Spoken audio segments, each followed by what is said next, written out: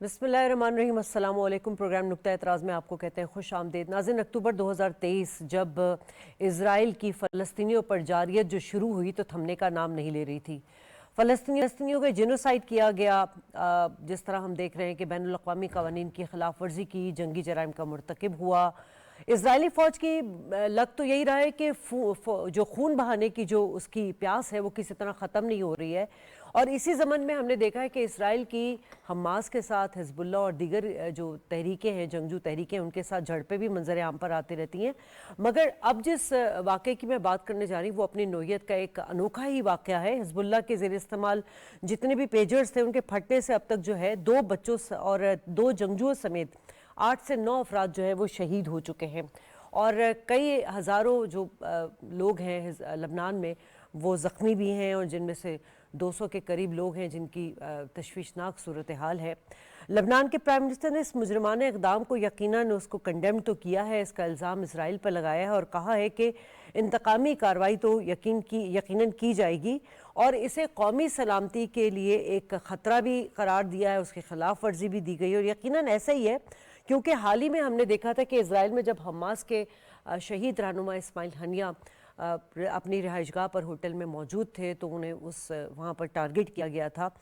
तो यकीनन वो जिस किस्म की भी जदीद टेक्नोलॉजी का इस्तेमाल किया गया था वो भी ईरान की जो एक कहते हैं कि कौमी सलामती है उसकी सॉवरेनिटी पर सवाल पैदा कर गया है।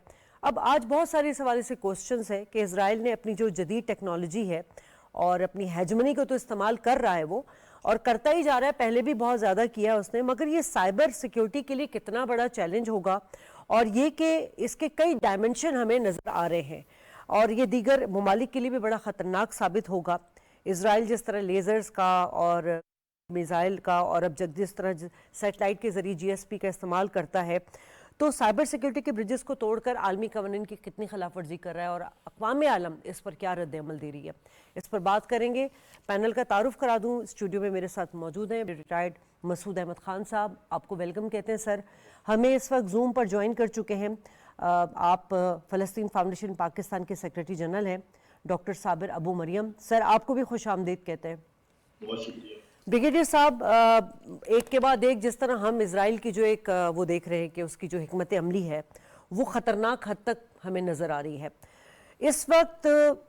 2023 के बाद से मैंने जिस तरह अपने इंट्रो में भी कहा कि मुख्तलिफ तंजीमों के साथ, जंगजू तंजीमों के साथ झड़पें तो होती हैं, मगर ये तवातुर के साथ ईरान में इस्माइल हनिया शहीद को टारगेट किया गया। अब ये मतलब लबनान के अंदर पेजर्स, मतलब इसको वायलेट करना कितना बड़ा ये ख़तरनाक सिग्नल है ये। जी हाँ, देखें, पहले तो ये है कि जंग का दायरा एक्सपेंड किया जा रहा है। देर इज़ लाइकली चांसेस से हमास के साथ कोई जंगबंदी नियर फ्यूचर में हो जाएगी और उसकी नेतन्याहू की सर्वाइवल है, ये चीज़ें चलती रहें, दैट इज़ वन फैक्टर। और सेकंड जो ये इंसिडेंट हुआ है, मेरे ख्याल में this is something very unique, जिस तरह आपने कहा है, this is a technological attack. और इसमें देखें कि जिस तरीके से पेजर्स को टारगेट किया गया है कि अब 2 इसमें पॉसिबिलिटीज़ की बात की जा रहे हैं कि एक तो ये है कि जी जो पेजर्स में जो लिथियम बैटरी जो उसमें थी उसको उन्होंने हैक किया पेजर्स को और लिथियम बैटरी को हीट अप किया एंड देन थ्रू और एक कोड के थ्रू दे वर एक्सप्लोडेड अक्रॉस लेबनान और सीरिया में। This is one. सेकंड, अब ये एस्टेब्लिश हो रहा है मोस्टली कि ये जो पेजर्स बने थे बेसिकली ताइवान में बने थे। अच्छा। वहाँ पे golden Apollo was the company जो बना रही थी इनको।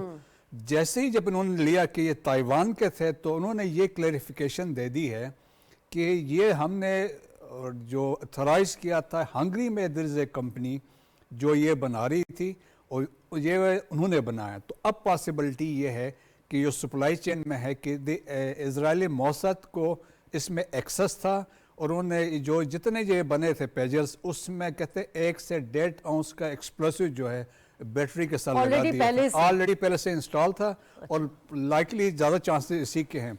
और इसके बाद उन्होंने ये इसको यूज़ किया साइमल्टेनियसली।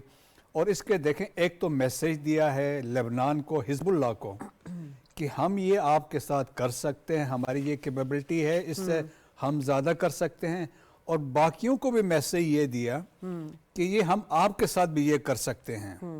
تو وہ پھر اس میں ایک اور جو پاسبلٹی ابھی بات ہو رہی ہے کہ وہ دیکھیں کہ ریسنٹلی ہانیہ کے اسیسینیشن کے بعد فواز شکور کے اسیسینیشن ہوئی تھی، حزب اللہ کے جو لیڈر تھے، تو اس پہ بھی سٹرائکس وغیرہ حزب اللہ نے کیے تھے، تو وہ ابھی ان کو یہ اطلاع تھی کہ لائکلی حزب اللہ کو ریٹیلیٹ کرنے لگا ہے کچھ اور، تو اٹ واز اے پری ایمپشن، اور پری ایمپشن کر کے دے paralyze their command and control structure جتنا بھی تھا، تاکہ وہ ایسا نہیں کر سکیں. تو یہ ایسا ہے، it is a psychological warfare, کہ انہوں نے کر کے بتایا کہ ہم یہ کر سکتے ہیں. تو اس کا میرا خیال میں اب جس طریقے سے رسپانس ابھی ہے، کہ جس طرح حسن نصر اللہ نے بھی کہا ہے کہ ایک ہمارا رسپانس ہوگا، it will be a fair response. اب ڈیپینڈ کرتا ہے کہ وی آر اسٹل لوکنگ کہ ایران نے ابھی تک رسپونڈ نہیں کیا ہے. اب حزب اللہ کیا کر سکتا ہے؟ حزب اللہ کی بہت زبردست کیپیبلٹی اگر دیکھا جائے، انہوں نے اپنے ویپنس ابھی تک ریویل نہیں کیے، جو ان کے پاس ویپنس ہے اسپیشلی لانگ رینج جو ان کے پاس میزائلس ہیں وہ نہیں ہے. اب ریسنٹلی آپ نے دیکھا ہوتیز نے سپر جو میزائل لانچ کیا تھا، وہ انہوں نے تل ابیب کو ہٹ کیا آ کے. سو میرا کیپیبلٹی جو ایکسس ہیں، جو ایرانین پراکسیز جن کو کہتے ہیں، وہ پاورفل ہیں، سو دے کین اسٹرائک. ابھی لیکن یہ ہے کہ ایک نئی ڈیولپمنٹ ہوئی ہے ریجن میں، تو میرا خیال میں ابھی دیر رسپانس سے پتہ چلے گا کہ کیا کرنے لگے. ٹھیک ہے ڈاکٹر صابر، اس نئی ڈیولپمنٹ کو آپ لوگ کس طرح دیکھ رہے ہیں؟ کیونکہ اسرائیل کا تو ایک کلیئر سٹانس ہے کہ وہ رکنے والا نہیں ہے، جیسے کہ میں نے پہلے کہا کہ اس کے خون کی پیاس جو ہے وہ بجھ گئی ہے. اب یہ تو پھیلتی چلی جا رہی ہے، اس پہ آپ لوگ کا کیا مطلب کنسرن ہے؟ بسم اللہ الرحمن الرحیم.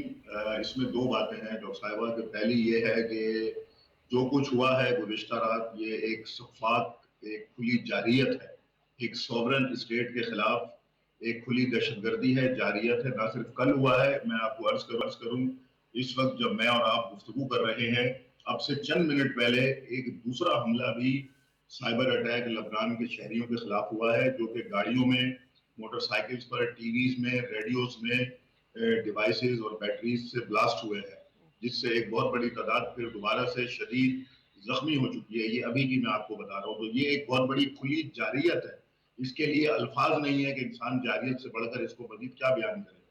دوسری جو اہم بات ہے کہ جو قاسم صہیونی حکومت چاہتی ہے، اس کا یہ پلان ہے کہ وہ جنگ کو ویسٹرن ایشین کنٹریز کے اندر لے کر آ جائے، تاکہ یہ مقبوضہ فلسطین سے جنگ باہر نکلے. کیونکہ آپ اور ہم اس کی ہسٹری سے بخوبی واقف ہیں کہ ماضی میں جتنے بھی جنگیں ہوئی ہیں، غاصب ریاست نے باہر آ کر جو ہے وہ لڑی ہیں، اور یہاں پر اس کو کامیابیاں بھی ملی. لیکن اب اس مرتبہ ایسا ہوا ہے کہ وہ غاصب ریاست جو چند گھنٹوں اور چند دنوں میں کئی عرب ممالک کو شکست دیتی تھی، آج 12 مہینے کے قریب ہونے والے ہیں، اور وہ ابھی تک کوئی بڑی اچیومنٹ حاصل کرنے کے در پر نہیں پہنچی ہے. صرف قتل عام ہے، دہشت گردی ہے، اور عام انسانوں کا قتل ہے، نہتے شہریوں کا قتل ہے. جو کچھ لبنان میں ہوا ہے، آپ دیکھیے کہ 4000 سے زیادہ شہری کل جو ہے وہ زخمی ہوئے ہیں. اگر اسرائیل یہ سمجھتا ہے کہ وہ ان کارروائیوں سے حزب اللہ کو یا مداحمتی تحریکوں کو شمال فلسطین کے اندر کارروائیوں سے روک لے گا، تو یہ ان کی بھول ہے. وہ یہ نہیں کر سکیں گے، کیونکہ جیسا کہ بریگیڈیئر صاحب بھی کہہ رہے تھے کہ ان کی جو اس وقت جو حزب اللہ کی جو صلاحیتیں ہیں، وہ ابھی بہت ساری تو آشکار نہیں ہوئی ہیں، اور جو کچھ ابھی تک آشکار ہوا ہے اس کا رزلٹ یہ ہے کہ نارتھ پیلسٹائن، آکوپائیڈ نارتھ پیلسٹائن پورا خالی ہو چکا ہے. وہاں سے صہیونی فوجیوں کی چوکیاں، ان کے اڈے تباہ ہو چکے ہیں. وہ پریشان ہیں، وہ مصیبت میں آ چکے ہیں، بکھلائے ہوئے ہیں. اب اگر جنگ باہر آ جاتی ہے مقبوضہ فلسطین سے، تو یہ اسرائیل کی کامیابی ہے. اور جیسا آپ نے شروع میں گفتگو کی تھی، جو آپ نے اسماعیل ہانیہ صاحب کا ریفرنس دیا، شہید کا، اور باقی ریفرنس دیے، ان ساری دہشت گردانہ کارروائیوں کا بھی بنیادی مقصد یہی ہے کہ وہ ایک کنونشنل اور ریجنل وار چاہتا ہے، جو کہ پورے ریجن میں پھیل جائے، تاکہ اس کو آکسیجن مل جائے اور یہ ایک طریقے سے اپنے آپ کو سروائیو کر جائے. تو لہٰذا اس وقت جو کچھ ہوا ہے، یہ اس کا جواب میں سمجھتا ہوں کہ ضرور دیا جائے گا. اور کل خود حزب اللہ کے سربراہ جو ہیں وہ حسن نصر اللہ، کل وہ خطاب بھی کر رہے ہیں، اور وہ اس کے بارے میں ضرور وہ بات کریں گے، اور انشاءاللہ ان کا جو میسج ہوگا وہ پوری دنیا دیکھے گی، اور پھر جو اس سے آگے کی جو اسٹریٹجی ہے وہ بھی اس کے اندر سامنے آئے گی. ٹھیک ہے. تو بریگیڈیئر صاحب، جس طرح پہلے کی اگر بات کر لیں کہ ایرانی اٹامک سائنسدان کو، پھر محسن فخری زادہ کو، قاسم سلیمانی لے لیں، یا پھر آپ حماس رہنما اسماعیل ہنیہ کی جو میں نے بات کی ہے، فواد شکر ہو گئے، ان تمام کو تو جو ٹارگٹ کیا وہ تو ہم یہ سمجھتے تھے کہ جی اسپیسیفکلی ان کو ٹارگٹ کیا جا رہا ہے، مگر اس کے بیانڈ ٹیکنالوجی کا استعمال ہے اس پہ شاید اس طرح سے سوچا نہیں جا رہا تھا. لیکن یہ جو اٹیک ابھی جو ڈاکٹر صابر نے بتایا ہے کہ ابھی ہم بات کر رہے ہیں اور یہاں پر لبنان میں دوبارہ اس طرح کی اٹیک کیا، مطلب اب یہ جو ٹیکنالوجی ہے، یہ دنیا تو ٹیکنالوجی کا ہی دور ہے اس وقت، لیکن اس طرح ٹیکنالوجی کا استعمال خطرناک حد تک، یہ تو کوئی شخص پھر محفوظ نہیں رہے گا. اس پہ تو کیا عالمی جو اقوام عالم ہے اس کو کیا ایکشن لینا چاہیے؟ دیکھیں اقوام عالم تو اس پہ کوئی ایکشن نہیں لے گا، ڈبل سٹینڈرڈز ہیں، اور یونائٹڈ اسٹیٹس نے جو اسٹیٹمنٹ میتھیو ملر نے دی ہے اس نے تو کوئی کنڈم نہیں کیا. انہوں نے کہا یہ اسرائیل نے کیا ہے، وی آر ناٹ انوالوڈ، تو وہ صاف نکل گئے وہاں سے. اور وہ چاہتے ہیں کہ ان کا بھی انٹرسٹ ہے، الیکشنز آ رہے ہیں تو ہر ایک اپنی الیکشن کے گیم ہے، تو وہ اس اکارڈنگلی وہ دے آر پلئنگ. آپ یہ سوری آپ کی بات سے مجھے سوال ذہن میں آیا کہ آپ کہہ رہے ہیں کہ یہ الیکشن کا دور ہے، ہر کوئی اپنے انٹرسٹ کی بات کر رہا ہے، مگر جس طرح پیلسٹین کے لیے پوری دنیا میں پروٹیسٹ کیا گیا، ایون جو جوش ہیں وہ بھی اب پروٹیسٹ کر رہے ہیں، جو کٹر یہودی ہیں ان کا تو خیر الگ سٹانس ہے، لیکن جو دیگر یہودی ہیں وہ بھی کنڈیمڈ کر رہے ہیں اسرائیل کے اقدامات کو. جی ہاں بالکل آپ صحیح کہہ رہے ہیں. دیکھیں کہ اسرائیل کے اندر جو ایون 2 دن پہلے جو وہاں پہ پروٹیسٹ ہوئے، thousands they were on the streets. اب نیتن یاہو کی اپنی سروائیولٹی ڈیپینڈس کی یہ چیزیں کنٹینیو کر رہے ہیں. دیکھیں اس 7 اکتوبر سے پہلے جوڈیشل ریفارمز وہ لے کے آ رہا تھا، ان پہ کرپشن کے کیسز تھے، بہت ساری چیزیں تھی وہاں پہ. پروٹیسٹ اسی وجہ سے ہو رہے تھے، جوڈیشل ریفارم لوگوں نے کہا تھا ہمیں ایکسیپٹیبل نہیں ہے. تو اب یہ دیکھ رہا ہے کہ سروائیولٹی اس کی یہی ہے کہ یہ چیزیں کنٹینیو ہوں، جس طرح حزب اللہ کے ساتھ بھی ہو، اس کے بعد حوتیز کے ساتھ بھی ہیں، جس طرح ابھی یہ اٹیک جو ہیں سیریا میں بھی ہوئے ہیں، تو وہ یہ چیزیں چلتی رہیں گی. دیکھیں انٹرنیشنل کمیونٹی نے کچھ نہیں کرنا ہے، ڈبل سٹینڈرڈز ہیں، امریکنس ان کو ٹوٹل سپورٹ دے رہے ہیں، اور کیونکہ امریکنس میں جوش لابی کا ایک بہت اسٹرانگ ایلیمنٹ ہے امریکہ کے اندر، تو دیر فور وہ چاہتے ہیں کہ وہ they don't want to lose that support of Jewish lobby وہاں پہ ہے.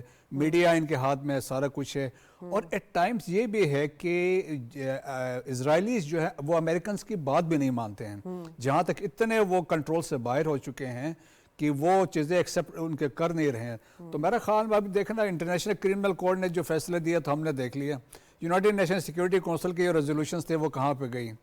اور ایک چیز طے ہے، امریکنس ایک دفعہ سائٹ پہ ہو جائیں تو اسرائیل سروائیو نہیں کر سکتا ہے ریجن میں، وہ اس کو ملیامیٹ کر دیں گے. جو ناٹ اونلی یہ حماس ہی اس کو صاف کر سکتے ہیں، لیکن اسرائیل جو امریکنس کے کنٹینیوس جو ملٹری ایڈ اور سپورٹ آ رہی ہے، that is the major factor. یہ وہاں پہ ابھی تک لڑ رہے ہیں.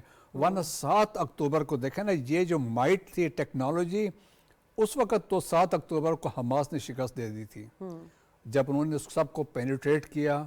لینڈ کی طرف سے بھی گئے، ایئر سے بھی آئے ہیں، اور سی کی طرف سے بھی آئے ہیں. سو ان کی ٹیکنالوجی تو اس وقت فیل ہوئی تھی، لیکن since it is a کوآرڈینیٹڈ attack اور اسپونٹینیس یہ نہیں ہوا ہے، over a period of time میں یہ ہوا ہے، زبردست اس کی پلاننگ کی گئی ہے، اسٹریٹجی اپنائی گئی ہے بنا کے پھر یہ چیز ہوا. اور اب اس طرح واقعی ٹاکیز پہ بھی انہوں نے اسٹرائک کیا ہے، اور آج یہ میسیج یہ دے رہے ہیں ان کو خطرہ حزب اللہ سے ہے. اگر حزب اللہ اپنی فل مائٹ کے ساتھ سٹرائک کرتے ہیں، جس طرح دیکھیں نارتھ اسرائیل کے 1 لاکھ لوگ they have been shifted, north Israel خالی ہو چکا ہے، تو اب ان کو وہ بھی خطرہ ہے. تو ود ان اسرائیل جس طرح وہاں پروٹیسٹ ہیں، وہاں پہ فیئر آف ان نون ہے، تو میرا خیال میں وہ آلریڈی ایک ڈیزاسٹر کی طرف جا رہے ہیں. ٹھیک ہے. تو ڈاکٹر صابر، جس طرح اسرائیل جو ہے وہ حزب اللہ کے خلاف جس طرح سائبر ایک آپریشن کر رہا ہے، اور یہ اب کا نہیں ہے، یہ تو بہت پہلے سے اس کی ایک اسٹریٹجی رہی ہے کہ وہ حزب اللہ کو ٹارگٹ کر رہا ہے، لیکن سوال تو یہاں پر یہ ہوتا ہے کہ سیکیورٹی کے لیے کتنا بڑا خطرہ بن سکتا ہے، کیونکہ صرف یہ اسرائیل، یہ لبنان یا پھر شام یا پھر دیگر جو اسلامی ممالک ہیں وہی تو ان ٹیکنالوجی کو استعمال نہیں کر رہا، یہ تو ویسٹرن ممالک بھی اس ٹیکنالوجی کو استعمال کر رہے ہیں. جی ہاں بالکل. دیکھیے جو پہلی بات ہے وہ اس میں جو آپ کے سوال میں پہلا نقطہ ہے کہ جو اسرائیل حزب اللہ کو ٹارگٹ کر رہا ہے، دیکھیے بنیادی طور پر ہوا کیا ہے کہ 99% جو لوگ متاثر ہوئے ہیں وہ سارے سویلینز ہیں. 1% ہیں جو حزب اللہ کے مجاہدین ہیں، جو ان کے جوان ہیں، جن میں سے کل کچھ شہید ہوئے ہیں، کچھ آج 1-2 شہید ہوئے ہیں. تو ابھی تک یہ نہیں ہے کہ کوئی براہ راست کوئی حزب اللہ کے اوپر یہ بہت بڑا حملہ تھا. کیونکہ 10 سال کی معصوم بچی وہاں شہید ہوئی ہے, ایک خاتون وہاں شہید ہوئی جی. ہے, ڈاکٹر وہاں پہ شہید ہوئے ہیں, وہ نرسز شہید ہوئی ہیں. اس کا مقصد یہ تھا کہ دیکھیں, میں ایک اور خبر آپ کی خدمت میں عرض کر رہا ہوں کہ انہوں نے یہ پلاننگ کر رکھی ہے کافی ٹائم سے کہ یہ لبنان پر یہ انویژن کرنا چاہتے ہیں, لبنان پر باقاعدہ چڑھائی کرنا چاہتے ہیں, جو ابھی تک یہ ناکام ہو رہے ہیں. اب کیونکہ انہوں نے یہ پلان کیا تھا, جیسا کہ ابھی آپ نے شروع میں بھی گفتگو کی, کہ باقاعدہ پری پلانٹ وہ 5 گرام بارود جو ہے ان کے اندر وہ رکھ کر یہ امپورٹ کیا گیا. جن کمپنیوں نے کیا, جب یہ آئے, جب ڈسٹریبیوٹ ہو گئے, سولڈ آؤٹ ہو گئے, پبلک نے خرید لیے, لوگوں تک یہ پھیل گئے, تو انہوں نے ایک ٹائم کے اندر آ کر اس کے اوپر سائبر اٹیک کر کے ان کو بلاسٹ کر دیا, اور سارے لوگوں کو انہوں نے زخمی کیا, لوگوں کی آنکھیں چلی گئیں, لوگوں کے ہاتھ جو ہے وہ متاثر ہوئے, چہرے متاثر ہوئے. یہ اس کا ایک پہلو ہے. اب تو دوسرا پہلو تھا, وہ یہ تھا کہ وہ سمجھتے تھے کہ شاید اتنی بڑی تعداد میں سارے حزب اللہ کے لوگ یہ استعمال کر رہے ہیں, اگر ہم ان کو بیک وقت کے اندر اگر ان کو ہم نقصان پہنچا دیں گے تو شاید جب ہم بڑا حملہ کریں لبنان پر تو حزب اللہ کی صلاحیتیں ختم ہو جائیں. میں یہاں پر آپ کو بڑے وثوق کے ساتھ عرض کر رہا ہوں کہ حزب اللہ کو 1% بھی بطور تنظیم, بطور ایک جماعت ان کو نقصان نہیں پہنچا ہے, اور یہ سارے کے سارے شہری جو ہیں وہ اس کے اندر ان کو نقصان ہوا ہے, شہریوں کو شہری وہ زخمی ہوئے ہیں, سویلین کے سارے. دوسری جو بات ہے کہ ٹیکنالوجی کا زمانہ ہے, جی ہاں آپ بالکل درست کہہ رہی ہیں کہ ہم بھی اب محفوظ نہیں ہیں. ہمارے پاس یہاں پر موبائل رکھا ہوا ہے, خدا نہ خواستہ وہ کسی وقت بھی ہم یہ سوچتے ہیں کہ کوئی چیز ہو سکتی ہے, تو دنیا کی کوئی ریاست, کوئی شہری بھی اس وقت میں سمجھتا ہوں کہ وہ اس وقت محفوظ نہیں ہے. اور ہم یہ بات پہلے دن سے کہتے ہیں کہ یہ جو غاصب صہیونی ریاست اسرائیل کا وجود ہے, یہ اسی وجہ سے قائد اعظم محمد علی جناح رحمۃ اللہ علیہ نے اسرائیل کو ساتھ بات کرنے, اسرائیل کو تسلیم کرنے کے لیے وہ منع کر دیا تھا, اس کو ریجیکٹ کر دیا تھا, کیونکہ وہ جانتے تھے کہ یہ صرف فلسطین پہ قبضے تک کی کہانی نہیں ہے, فلسطین کے اندر گھس کر یہ داخل ہو کر ناجائز ریاست بنانے تک کی کہانی نہیں ہے, بلکہ یہ پوری دنیا کے امن کو خراب کرنے کی اسٹوری ہے. اور آج یہ پوری دنیا دیکھ رہی ہے.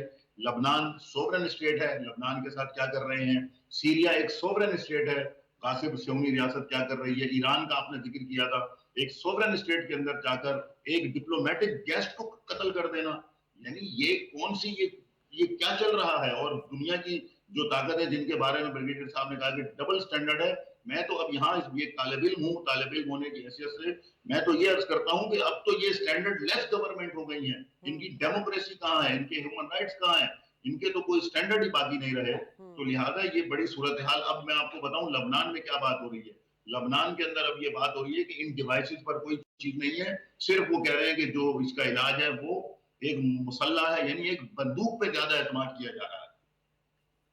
ٹھیک ہے, تو بریگیڈیئر صاحب اب کیا آپ کو نظر آ رہا ہے, کیا حکمت عمل ہونی چاہیے, کیونکہ ہم یونائٹڈ نیشن کی جو 1947 میں آپ جو ریزولوشن 181 کی منظوری ہوئی تھی, اس کے بعد یقیناً فلسطین کو ایک آزاد ریاست کے کام کے طور پر منظور کیا گیا تھا. اس کے بعد جو بھی ڈسپیوٹ ہوئے, اس وقت کیا مطلب ڈپلومیسی ہونی چاہیے مسلم ممالک کی, کیونکہ اب یونائٹڈ نیشن کا بھی ہم دیکھ رہے ہیں کہ اجلاس بھی ہونے والا ہے سپٹمبر میں, تو کیا حکمت عملی ہونی چاہیے, کیونکہ جس طرح اسرائیل جو ہے وہ جنگی جرائم کا مرتکب ہو رہا ہے, جس طرح سویس وقت ٹارگٹ ہوئے ہیں, ڈاکٹر صاحب نے بھی بتایا کہ پیجر اٹیک میں, تو اس طرح تو پھر یہ چیزیں بڑھتی چلی جائیں گی. تو کیا ہم اپنی پالیسی میں چینج لائیں؟ عرب لیگ میں کنسنسس نہیں ہو سکا جب فلسطین کی بات ہوئی ہے, تو that is a setback, serious setback ہے. سیکنڈ, جو اب پریزنٹ میں جو 2 ممالک بڑے ایکٹیو ہیں, one is Qatar, the other is Egypt. یہ میڈییٹ کرا رہے ہیں, امریکنس اس میں انوالو ہیں. تو Antony Blinken is already Egypt پہنچ چکے ہیں, فائنل سٹیجز میں ہیں, سیز فائر کی بات چیت چل رہی ہے. اس میں صرف ایک پوائنٹ پر بھی پھنسے ہوئے ہیں, ایک جگہ ہے فلڈیلفی کاریڈور, جو غزہ کے اور ایجپٹ کے بارڈر میں یہ ایک لائن ہے 14 کلومیٹر کی, وہ اس کو اسرائیل کنٹرول کرنا چاہتا ہے تاکہ فیوچر میں اگر وہ یہاں سے وڈرا کرتے ہیں تو یہاں سے ٹنلز دوبارہ نہ بنے, کوئی لنک ایجپٹ کے ساتھ دوبارہ نہ بنے, تو وہ چاہتا ہے. لیکن حماس والے اس پہ ایگری نہیں کر رہے ہیں. ایون امریکہ نے جو ایک پروپوزل مئی میں دیا تھا اس میں اس کاریڈور کا ذکر کوئی نہیں تھا. اب اسرائیلی اس بات پہ انسسٹ کر رہے ہیں کہ ایسا ہو کہ we will withdraw from this corridor in second phase. تو اس پہ بات چیت ہے. لائکلی یہ ہے کہ میرا خیال میں نیئر فیوچر میں کوئی سیز فائر ان کا ہو جائے بیکاز آف ایجپٹ, قطر اور یونائٹڈ اسٹیٹس سے. لیکن اوور آل مسلم ممالک دیکھیں نا, یہ نیشنل انٹرسٹ کی گیم ہے, بالکل ٹھیک ہے نا. irrespective सब अपना नेशनल इंटरेस्ट देख रहे हैं। बहुत सारों को फ़लस्तीनियों से स्पेशली हमास से अंडर अच्छे वो से तवक्को नहीं रखते हैं कि ये अच्छे वो रहेंगे हमारे साथ। So that is the factor. So therefore her country अपने नेशनल इंटरेस्ट में है। इजिप्ट भी अपना नेशनल इंटरेस्ट देख रहा है, सऊदी अरब भी है या बाकी कंट्रीज़ भी हैं। सिमिलरली पाकिस्तान को अपना नेशनल इंटरेस्ट देख के डिसीजंस लेते हैं। तो मैं कह रहा हूँ वो फैक्टर्स है। होपफुली मेरे ख्याल में नियर फ्यूचर में things will go for the cease fire. ठीक है डॉक्टर साबिर, आपका बहुत शुक्रिया। और यहाँ लेंगे एक ब्रेक, और ब्रेक से पहले बस मैं इतना कहना चाहूँगी कि इस जबर अटैक है, इसकी जो सिक्योरिटी है उसको चैलेंज किया गया है, और अक़वाम आलम को जो है इसको ज़रूर इसका नोटिस लेना चाहिए। अक़वाम मुत्तहिदा में जो करारदादें हैं उन पर तमाम जो दुनिया के दीगर ममालिक हैं उनको जाके अक़वाम मुत्तहिदा पे ज़ोर देना चाहिए कि उसके प्रैक्टिकली उसको इम्प्लीमेंट कराने के लिए एम्फेसिस कराया जाए।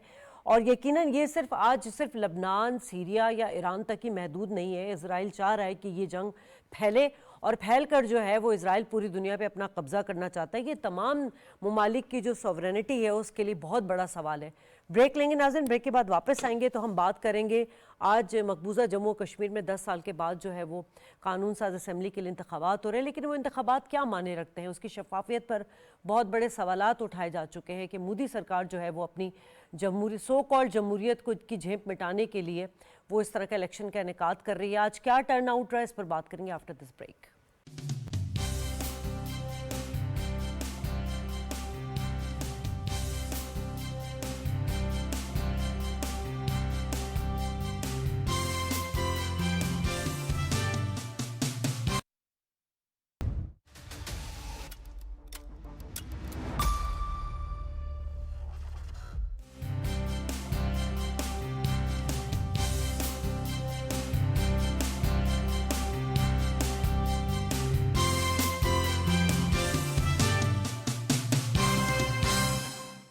वेलकम बैक नाज़रीन। और जिस तरह कि आज 10 साल के बाद मकबूजा जम्मू कश्मीर में सो कॉल्ड मोदी सरकार ने जो कानून साज असम्बली के लिए इंतखाबात कराए हैं उसका कोई ख़ास टर्न आउट नहीं रहा। पहले मरहले में हमने देखा कि 60 डिस्ट्रिक्ट में जो है वो 24 हल्कों में आज तकरीबन 23 लाख वोट कास्ट हुए, और अक्सरियती आबादी ने तो वोट कास्ट ही नहीं किया, और पहले ही जो कश्मीरी थे वहाँ के उन्होंने इसका बॉयकॉट तो किया हुआ था।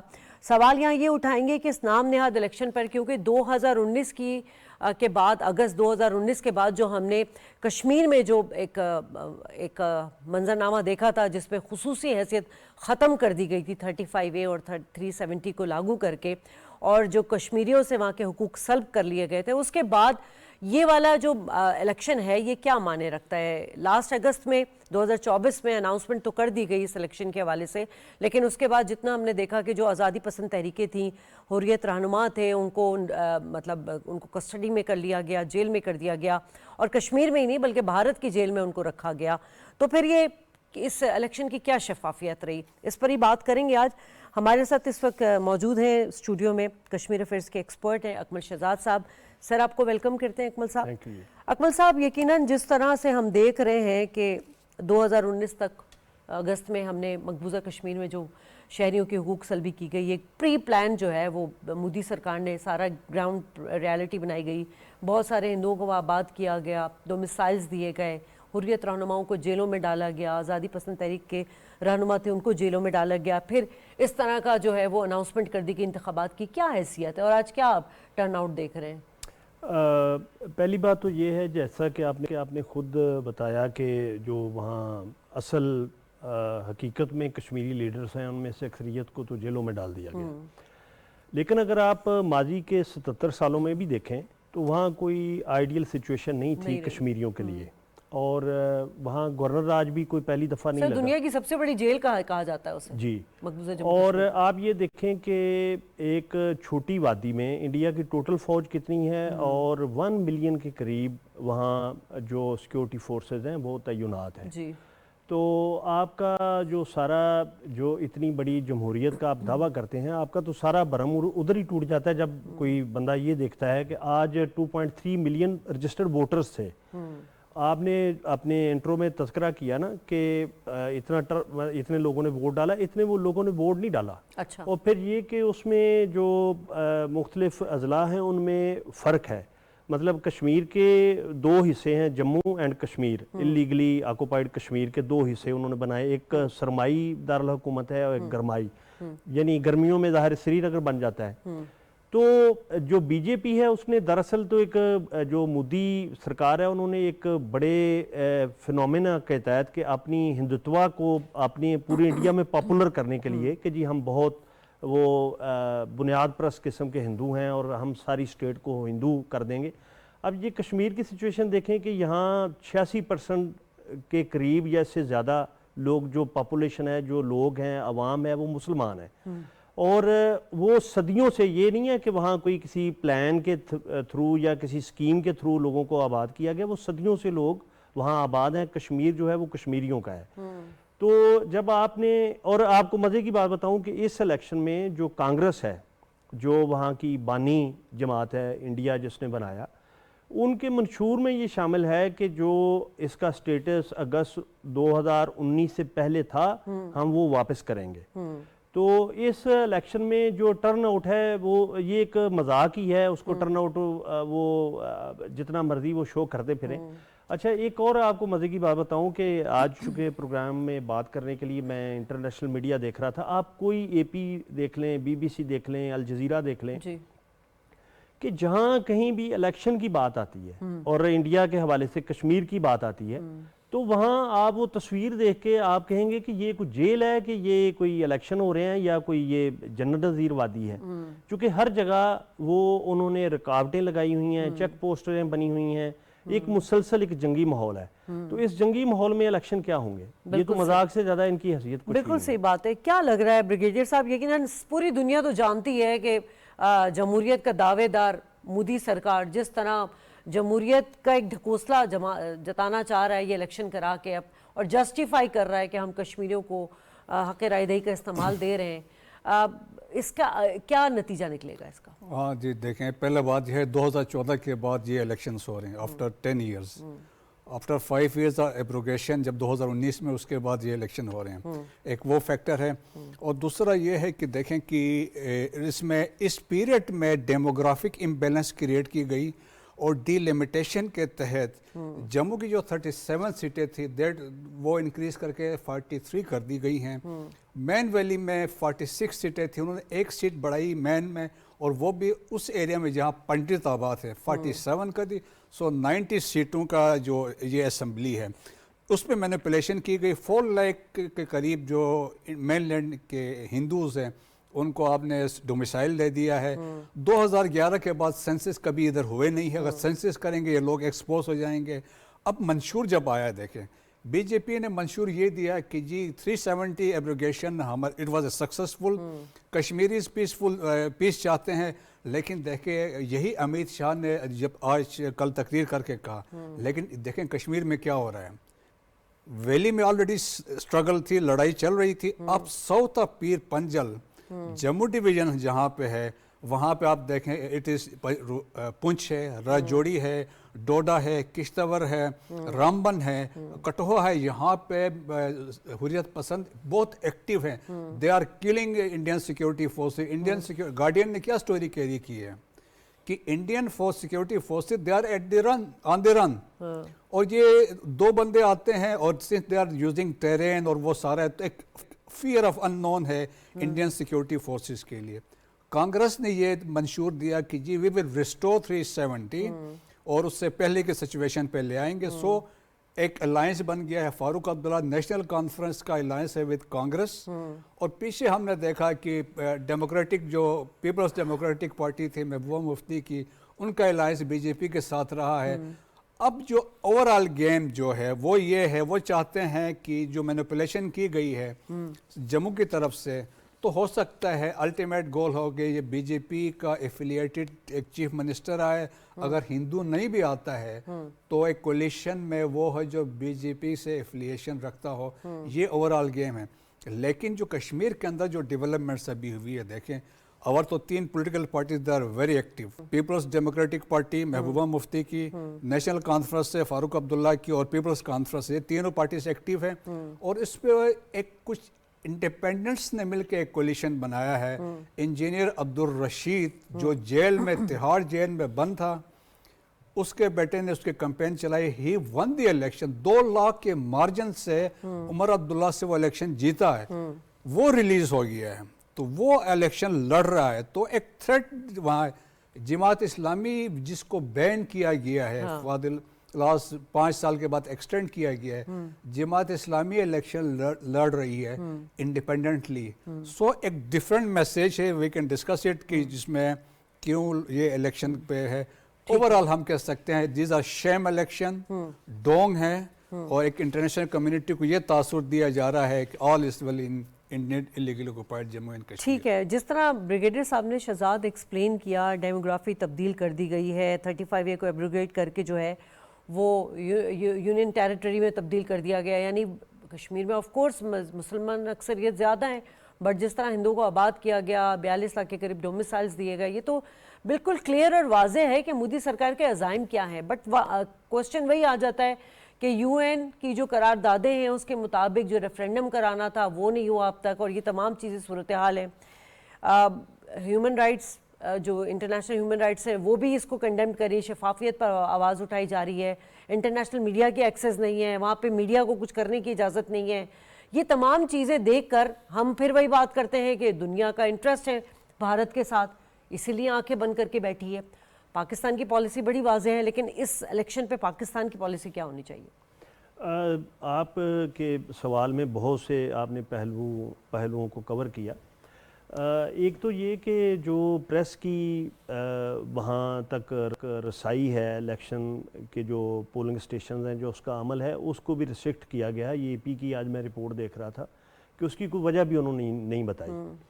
اچھا, تیسری بات ایک اور جو بڑا اہم نقطہ یہ ہے کہ آپ دیکھیں کہ لیٹ 80s اور ارلی 90s سے یہ اپرائزنگ ہے وہاں لبریشن کی, جو ریسنٹ جسے ہم حالیہ کہہ سکتے ہیں, ادروائز اس 70 سالوں سے وہ لوگ وہاں کے لگے ہوئے ہیں. تو اس کے باوجود یہاں ہمارے ہاں ایک بنایا گیا یہاں سوات میں یا ہمارے ان شمالی علاقہ جات میں, تو آپ یہ دیکھیں کہ اگر ہماری عوام ہمارے ساتھ نہ ہوتی تو ہم اس پہ کیسے قابو پا سکتے. تو بات یہ ہے کہ وہاں جو کشمیر میں کشمیری اپنی آزادی کے لیے لگے ہوئے ہیں, ہم آپ کو صرف رائے نہیں دے رہے, آپ سٹیٹس اٹھا کے دیکھ لیں کہ وہاں کی سچویشن کیا ہے. جس طرح یہ ابھی میرے فاضل دوست نے بات کی کہ وہاں ڈیموگرافی کو چینج کرنے کے لیے بہت سے انہوں نے جتن کیے ہیں, ڈومیسائل کا اور یہ وہ. اچھا, اس کے باوجود صورتحال یہ ہے, اور اعلان یہ کیا ہے مودی سرکار نے کہ جی ہم یہاں ہندو وزیر اعلیٰ لائیں گے. یہ جو آج میں نے سارا اس کا انالیسس کیا ہے, مجھے یہ پاسبل نہیں لگ رہا. جس طرح انہوں نے انجینئر عبدالرشید کی بات کی, تو 1987 کے بعد جماعت اسلامی, حالانکہ نہ وہ رجسٹرڈ ہے نہ عوامی اتحاد جو انجینئر عبدالرشید کا ہے, لیکن وہ 44% جو سیٹیں ہیں ان پہ ان کے امیدوار ہیں, اور they are in very good position to win the election. تو یہ ہے کہ جو ابھی سینیریو وہاں بنے گا, یہ اتنا کوئی آسان یعنی پیس آف کیک نہیں ہے انڈیا کے لیے اس کو, چونکہ جب تک وہ اقوام متحدہ کی قراردادوں کے پس منظر میں اور حوالے سے, اور یہ تو آپ سب جانتے ہیں کہ اقوام متحدہ میں کون گیا تھا, پنڈت نہرو ہی گئے تھے. ٹھیک ہے, چلیں شہزاد صاحب آپ کا بہت شکریہ, بریگیڈیئر سر آپ کا بھی شکریہ ادا چاہوں گی. ناظرین, بھارت کے جو مضموم مقاصد ہیں وہ سب کے سامنے آیا ہے. مقبوضہ جموں کشمیر کے جو آزادی تحریک پسند جو جتنے بھی وہاں پہ ہم دیکھ رہے ہیں کہ موومنٹ ہوتی ہے, وہ کسی بھی طرح تھم نہیں رہی, شہادتوں کا سلسلہ رک نہیں رہا, کیونکہ کشمیر اپنا حق, آزادی کا حق لے کر رہیں گے. مودی سرکار چاہے جتنے بھی ڈھکوسلے بازی کر لے, جمہوریت کی دعوے دار بن جائے, دنیا کی آنکھوں میں دھول جھونک لے, لیکن یہ تحریک رکے گی نہیں. پروگرام میں اس وقت بریک لیں گے, اور بریک کے بعد جب واپس آئیں گے تو ہم بات کریں گے پرائم منسٹر شہباز شریف صاحب کی. ADB کے جو ایشین ڈیولپمنٹ بینک کے جو صدر ہیں وہ پاکستان آئے ہیں اور ان سے ملاقات ہوئے ہیں. $720 ملین کے جو ہے وہ دستخط ہوئے ایگریمنٹ کے. اس پہ ڈیٹیل گفتگو ہوگی آفٹر دس بریک.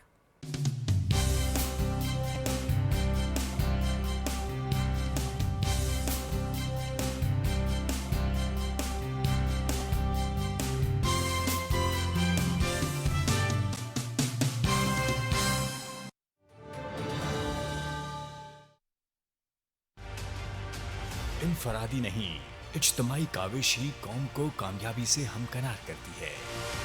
इससे पहले कि पोलियो हमारे बच्चों को उम्र भर के लिए माजूर बना दे, इन्हें पोलियो के कतरे जरूर पिलवाएं। महकमा सेहत की टीमों से ताउन करते हुए जिम्मेदार शहरी होने का सबूत दें, क्योंकि सेहतमंद बच्चे ही कल के रोशन मुस्तकबिल की जमानत हैं।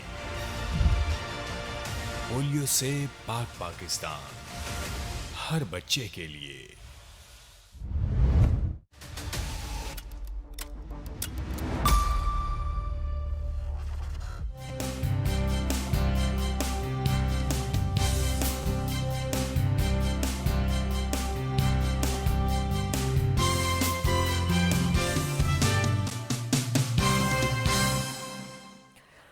वेलकम बैक नाज़रीन। और जिस तरह हम अपने मौजूदा हुकूमत शहबाज शरीफ साहब और उनकी जो मुआशी टीम है उसकी जो कोशिशें देख रहे हैं वो हमें रंग लाती हुई नज़र आ रही हैं। जिस तरह मुआशी इक़दामात उठाए जा रहे हैं, SIFC का प्लेटफॉर्म ले लें या दीगर इक़दामात ले लें, एक्सपोर्ट को ले लें, जो बैनुल-अक़वामी सरमायाकारी उस हवाले से और CPEC को लेके जितनी इस वक्त एफर्ट की जा रही हैं उसके समरात हमें आते हुए नज़र आ रहे हैं।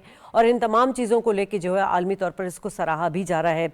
इस वक्त पाकिस्तान में एशियन डेवलपमेंट बैंक के जो सदर हैं वो मौजूद हैं। प्राइम मिनिस्टर साहब से बड़ी अच्छी मुलाकात हुई है। अच्छी मुलाकात इन द सेंस के ये इसमें तकरीबन $720 मिलियन के जो हैं वो मुआहदे उस पर दस्तखत भी हुए हैं। और दीगर जो इस्लाहात हैं उसको भी ADB के जो प्रेसिडेंट हैं उनको उन्होंने सराहा है। इसी पर हम बात करेंगे। हमारे साथ इस वक्त स्काइप पर मौजूद है इकोनॉमिस्ट हैं आप, डॉक्टर शुमाइल दाऊद। बहुत शुक्रिया डॉक्टर साहब वक्त देने के लिए। डॉक्टर साहब, ये जो हम ओवरऑल बात करते हैं मुआशी इक़दामात की, ये सिर्फ बातें ही नहीं होती हैं बल्कि इसका सबूत ये हुआ कि अब एशियन डेवलपमेंट बैंक के जो सदर पाकिस्तान तशरीफ़ लाए हैं, यकीनन जो इक़दामात किए जा रहे हैं ये उन्हीं तमाम कोशिशों का नतीजा है जो प्राइम मिनिस्टर शहबाज शरीफ साहब ले चुके हैं। जी बहुत शुक्रिया।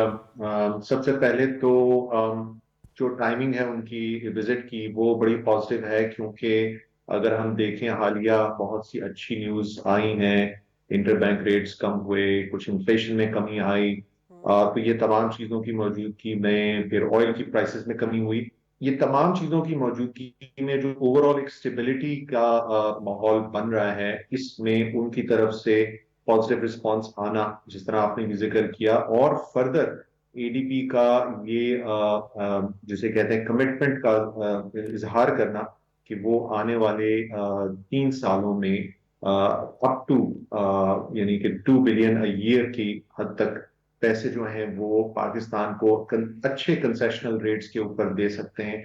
ये बड़ी पॉजिटिव चीज है। ऑल्दो उसका फोकस जो है वो हमारी जो क्लाइमेट से रिलेटेड है उसके ऊपर है, बट ये तमाम इन हालात में बड़े पॉजिटिव इंडिकेटर्स हैं जब इकोनॉमिक मैक्रो इकोनॉमिक स्टेबिलिटी की तरफ हम काम करें।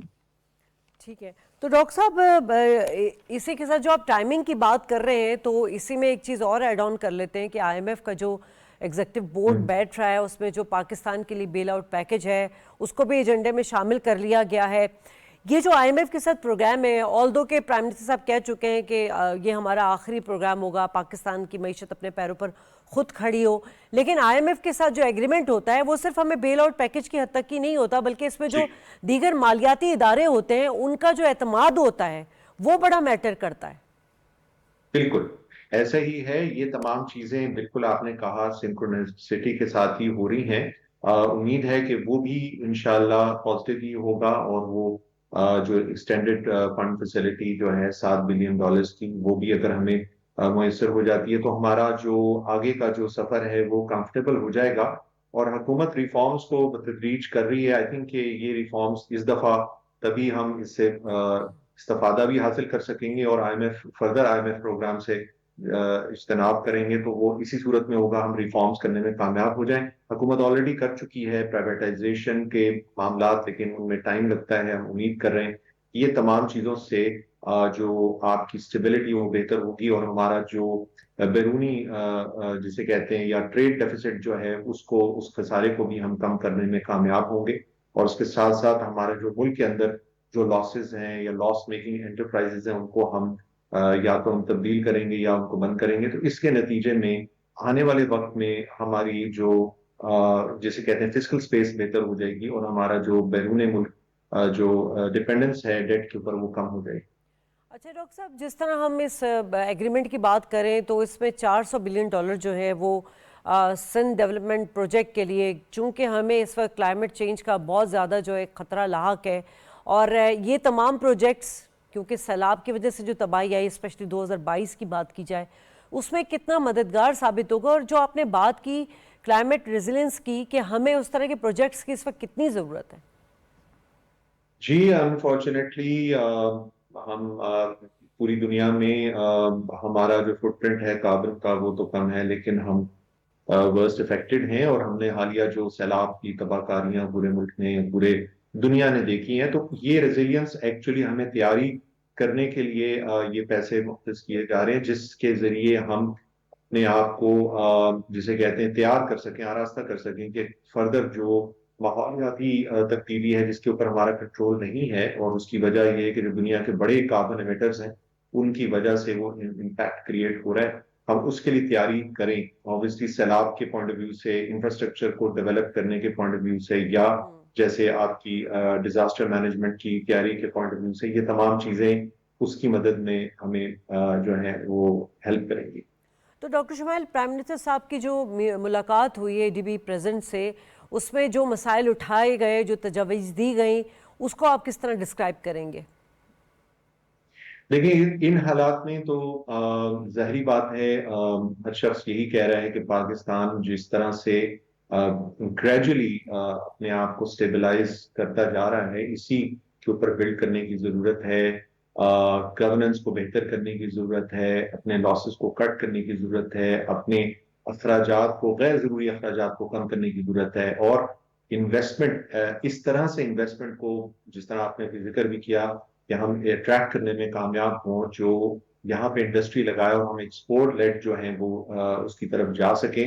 اور حالیہ اچھے پروجیکٹس کی نوید ڈیفینیٹلی آئی ہے، لیکن ان کو جسے کہتے ہیں کہ پروڈکٹیوٹی میں آنے میں وقت درکار ہوگا، لیکن ہم اس کی مثال میں یہاں شیئر کرنا چاہتا ہوں کہ ہمارے چند ہی سال پہلے ٹیلی فون مینوفیکچرنگ کا، یعنی موبائل فونز کی مینوفیکچرنگ کا آغاز ہوا، اور جو لوگ نہیں جانتے اس پروگرام کی وساطت سے، وہ ان کی نالج میں اضافہ ہوگا کہ 95% پاکستان کی جو اس وقت کی ضروریات ہیں ٹیلی فون کی، موبائلز کی، وہ لوکلی مینوفیکچرنگ کے ذریعے جو ہیں وہ پوری ہو رہی ہیں۔ اسی طرح سے ہم انڈسٹری کو اگر اور پروموٹ کرنے میں کامیاب ہوں گے تو ہمارے ایکسپورٹس بھی بڑھیں گے، اور ہمارا جو امپورٹ کا بل ہے وہ آف سیٹ ہوگا لوکل ڈومیسٹک نیڈز کو پورا کر کے۔ بالکل ٹھیک بات کی ڈاکٹر شمائل، آپ کا شکریہ ادا کرنا چاہیں گے۔ اور ناظرین، پروگرام کا وقت ہو رہا ہے، لیکن ختم ہونے سے پہلے ہم جو بات کر رہے ہیں کہ پاکستان کو اگر دیکھا جائے تو مختلف چیلنجز کا سامنا ہے، جس میں سیکیورٹی ہے، جس میں کلائمیٹ ہے، جس میں معیشت ہے، اور گریجولی جو حکومت ان تمام تینوں ڈائمنشنز پر کام کر رہی ہے، اس کے اقدامات تو ہمیں نظر آ رہے ہیں۔ اکنامک اسٹیبلٹی اسی وقت آ سکے گی جب ہم سیاسی طور پر مستحکم ہوں گے، یہ وقت کی بہت اہم ضرورت ہے۔ پروگرام سے اجازت، اللہ نگہبان۔